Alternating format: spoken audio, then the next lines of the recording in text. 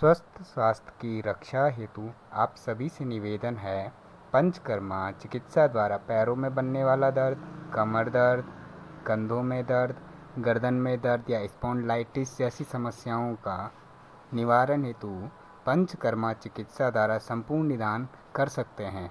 पंचकर्मा चिकित्सा द्वारा जैसे मांसपेशियां, नसों में होने वाली कमजोरियां, हड्डियों का क्षय होने का प्रोसेस जिसे बोन डिजनरेशन कहते हैं, इसमें नियंत्रण बनाए रखने के लिए पंचकर्मा चिकित्सा हमें करवाना चाहिए। पंचकर्मा चिकित्सा से बहुत सारे लाभ हमारे शरीर में व्याप्त होते हैं, जिनके वजह से हमारा जो शरीर का क्षय होने का प्रोसेस है वो धीरे धीरे रुकने लगता है। क्षय होने का कंडीशन डाउन होता है और बॉडी में स्टेबल होने का प्रोसेस, मांसपेशियों का स्टेबल होने का प्रोसेस, बोन डिजनरेट का होने का स्टेबल होने का प्रोसेस, इन सभी का प्रोसेस सुचारू रूप से बने, इसके लिए पंचकर्मा चिकित्सा रूटीन में हमेशा हमें करवाना चाहिए। साल भर में कम से कम 2 पैटर्न हमारे लिए बहुत ज़रूरी होते हैं।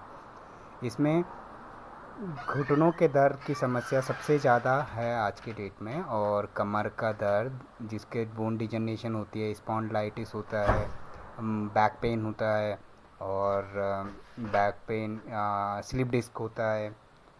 इन सभी समस्याओं में पंचकर्मा का बहुत अच्छा रिजल्ट देखने को मिलता है। पंचकर्मा चिकित्सा रूटीन में करवाने से इन शरीर में जितना भी प्रोसेस हमारा डैमेज होने का होता है, चाहे वो मसल हो, चाहे वो बोन हो, चाहे वो लिगामेंट्स हो, चाहे वो टेंडेंस हो, चाहे वो नर्वस सिस्टम हो, इन सब का एक प्रोसेस, एक रिदम बन जाता है। डैमेज होने का कंडीशन डाउन चला जाता है और स्टेबल मांसपेशियों का स्टेबल होने का प्रोसेस, मेंटेनेंस कहते हैं जिसे हम, वो बना रहता है।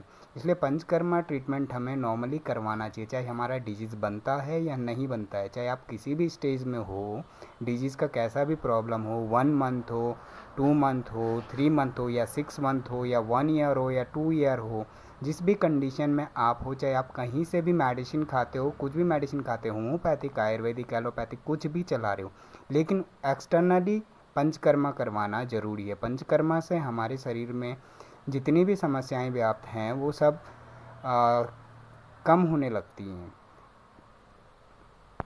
आपके समक्ष जो ट्रीटमेंट चल रहा है, इसमें जो कंडीशन है घुटनों में डिजनरेशन होने के वजह से, यहाँ पर हमने इनका जानूबस्ती करवाया, ऑयलिंग प्रोसेस है, बोन डिजनरेशन का केस है, घुटनों में इनका दर्द रहता है और कट कट की आवाज़ आती है, पिंडलियों में इनके दर्द बना रहता है, एड़ियों में दर्द बना रहता है, एड़ियों के नीचे जो तलवे होते हैं पैर के तलों में जलन भी रहती है, जिसमें हम नॉर्मली आयुर्वेद में से बोलते हैं पित्त इनका इंक्रीज़ हुआ है।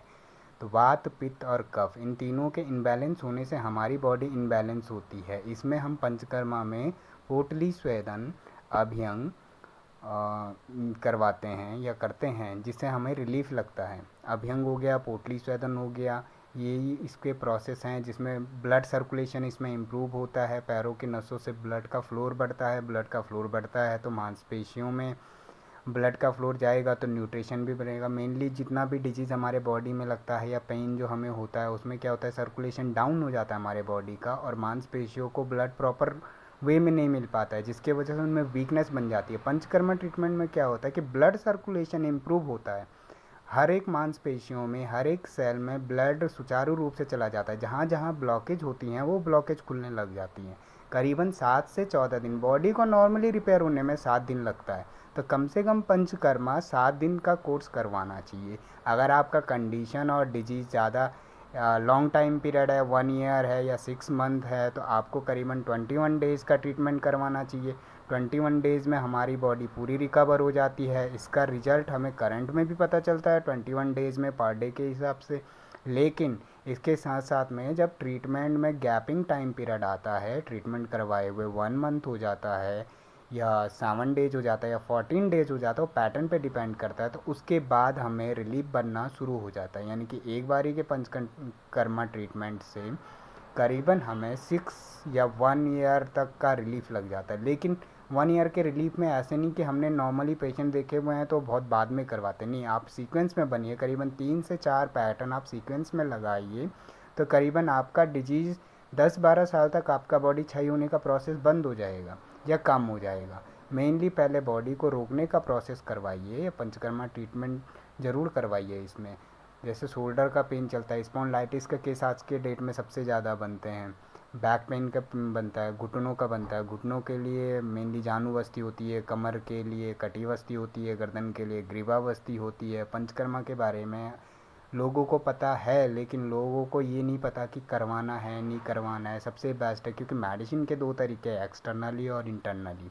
इंटरनली आप कुछ भी लो, चाहे एलोपैथ लो, आयुर्वेद लो, होम्योपैथिक लो, नेचुरोपैथिक लो, लेकिन एक्सटर्नली ट्रीटमेंट के लिए आप पंचकर्मा ज़रूर लीजिए। इससे सेल में इम्प्रूव होता है। बॉडी के सेल बाहर से जब मेडिसिन इंटेक होते हैं वो एग्जॉर्ब होते हैं तो उनमें स्ट्रेंथ आती है। स्ट्रेंथ आने से हमारा जो डैमेज हुआ पार्ट है वो रिपेयर होना शुरू हो जाता है। जब वो रिपेयर होना शुरू हो जाता है तो बॉडी का स्ट्रेंथ वापस बनने लगता है। स्ट्रेंथ वापस बनने से प्रोसेस क्या होता है कि पेन का जो डेंसिटी होता है वो भी धीरे धीरे कम आने लगता है। पेन जब कम होने लगता है तो हमारा बॉडी एक नॉर्मली प्रोसेस में फिर काम करने लगता है। इसलिए पंचकर्मा अवश्य